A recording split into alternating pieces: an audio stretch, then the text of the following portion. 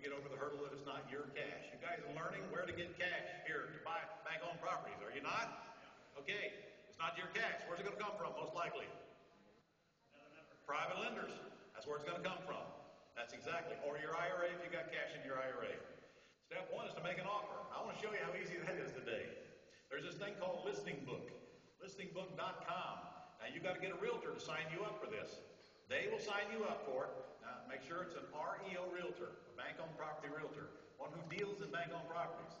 They'll sign you up for Listing Book, and every single day, here comes across your desk, onto your iPad or whatever gadget you've got, this list of properties that are available that day that just came on the market, or all of them that had a price change that day. Right, every single day, we sit at our desk and we open that up and we spend about 10 minutes going through today's herd, today's crop.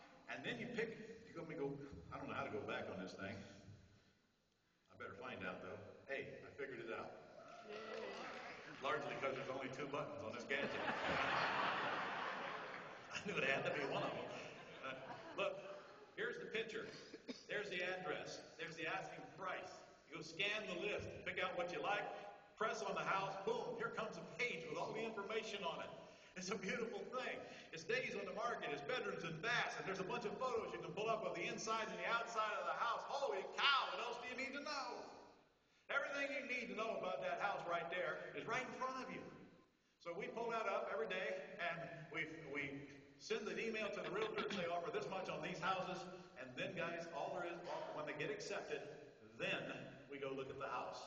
Now, we know the general condition of the house because of the pictures. We know the ARF. If we don't know the after repaired value, you can click a button right there and it brings up the comps. I mean, golly, we used to actually have to work at this. Today, you sit on our butt and make offers from home.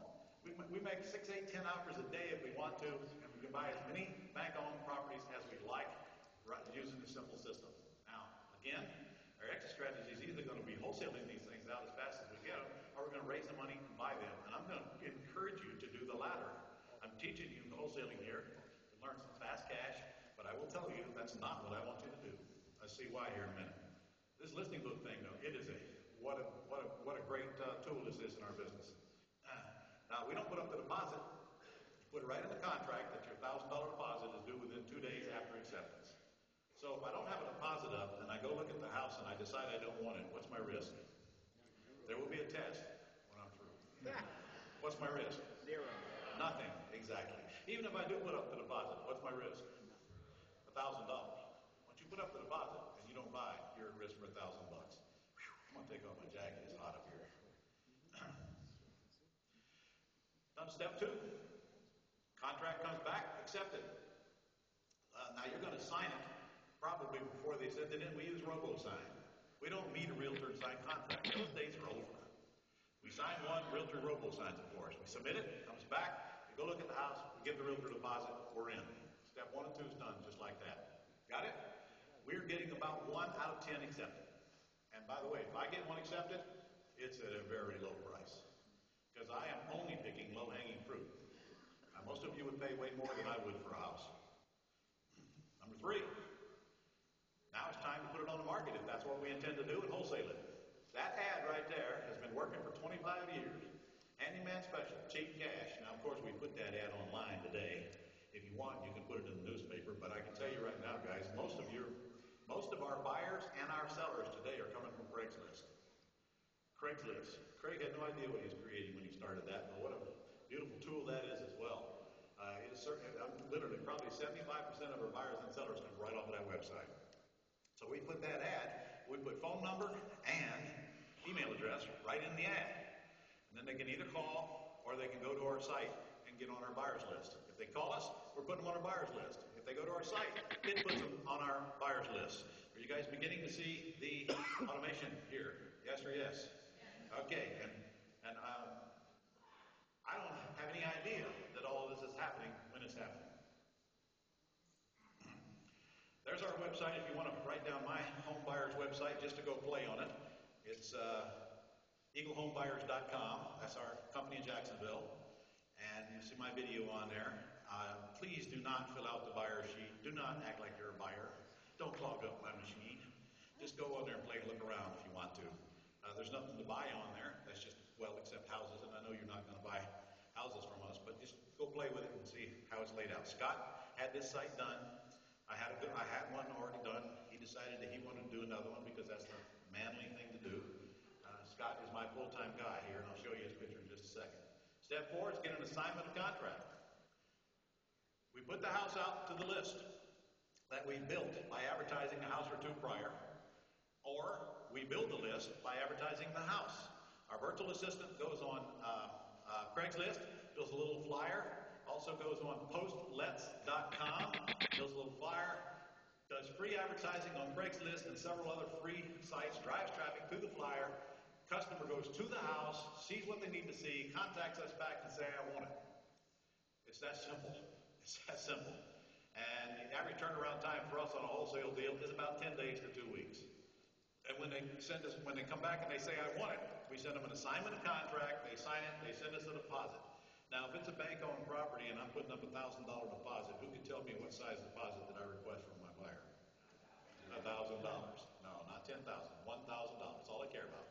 Anybody that gives you $1,000 deposit is going to close on the property. By the way, what if they don't? You just got your money back. See, I put up $1,000, I got $1,000.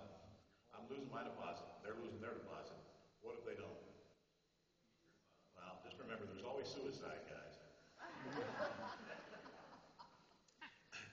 Let your closing agent do the work. Guys, we don't go to a closing.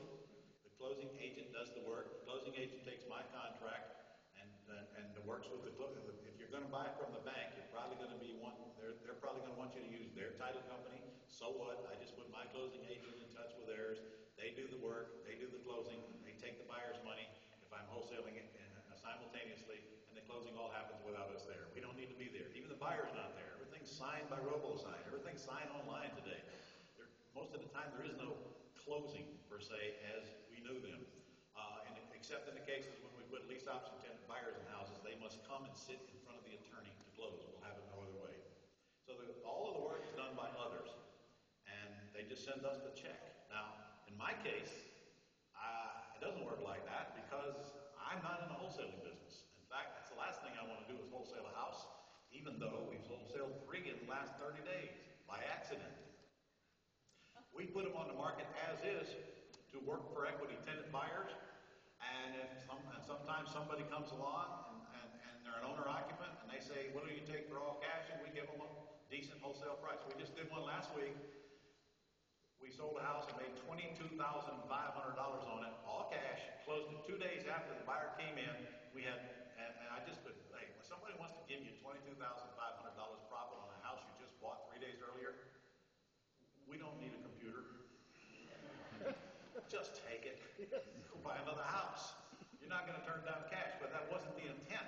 Now, we gave them about $35,000 with equity in the house, but they gave me $22,500 in cold hard net profit. Will that work for you guys where you live? Huh? Recently, we had somebody bring $25,000 in cash in a bag in the office on a house I just paid $11,000 for. They want to give me $25,000 cash. I had to call my attorney to see if I could take cash. And he said, hell yes, all of it you can get. So that's what we did. And if you do this in your IRA, how much taxes do you pay? How many houses can you wholesale in your IRA and get $10,000, $15,000, $20,000 checks without paying taxes?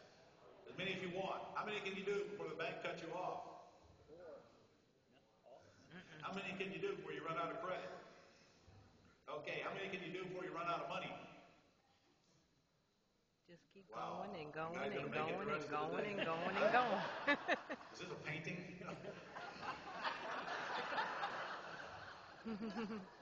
If you can tell a realtor what you'll pay and sign on an agreement to buy, which you do from your chair, and you can email to your buyer's list and fill in the blanks on the assignment, you're in the wholesaling business. I mean, it's not difficult. I got a kid in Phoenix, did 122 of these things in a year, and its average profit was $8,000. He's 24 years old. You do the math. I have students all over North America doing this. Here's an example of 6 houses I recently bought in 1 month. Nobody will see their dream home there, I'm sure. They're just bread and butter boxes. But here's the math. I bought those all as bank-owned properties. And if they were appraised in excellent condition, they would appraise for about $635,000 for the whole batch. I paid $236,200 for them, which is 38% of their after repair value. Now understand, they needed work. In fact, they needed, if I were to repair all 6 of them, they'd take about $65,000 worth of work. So let's do a little bit of math here, and let's see our choices. I'm into it for 38% of the yard. I'm not telling you you're going to buy them for 38% of the yard, because that depends on where you live.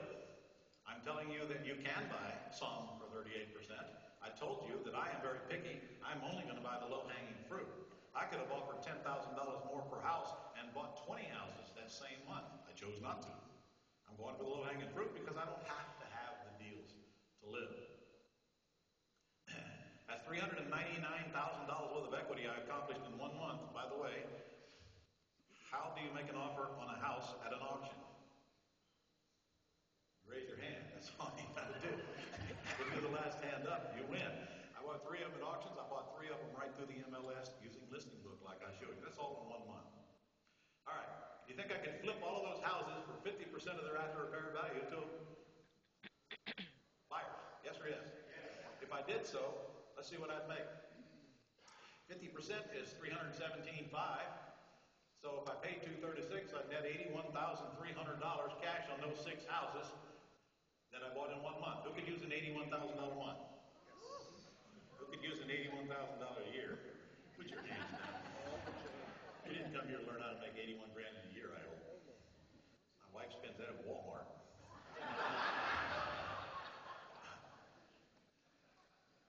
Could I have them sold before I bought them? Especially if I had a nice buyer's list built of buyers waiting for a bargain. Yes or yes?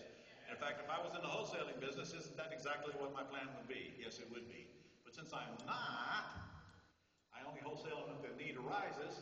I could retail them. I could spend $65,000 in rehab, find qualified buyers, put them in the house, allow 20% for all of my costs, and guys, you better allow 20% because it'll go away in a hurry. Because that also includes price reductions, don't forget.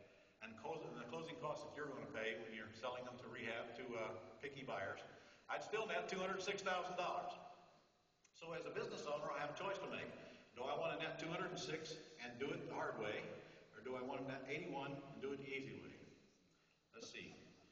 206 the hard way, 81 the easy way. Okay, who takes the 206? Who takes the 81? Who knows that it doesn't matter what you take? Exactly.